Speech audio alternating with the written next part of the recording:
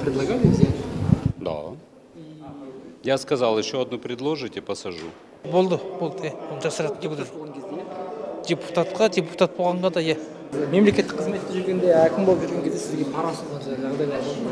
Болды. Сіз не істедіңіз? Алған жоқпын. Сонда көп сумма ұсынды ма, әлде суммасы айтпады? Жоқ, ондай мен сумма базарлармен саудаласып көрген жоқпын, сондықтан білмеймін кімге не бергісі келіп отырғанын. Бірақ ұсынған жағдайлар болды, шын айту керек, оны білемін. Жоқ, болған жоқ. Мен оған мүмкіндік берген жоқпын. Жоқ, болған жоқ. Ол адамның келбетіне қарайды. Егер бірден адам ондайға жақын емес адам болатын болса, ешкім ешқашан оған ұсынбайды. Енді ол адамның өз басына байланысты ғой.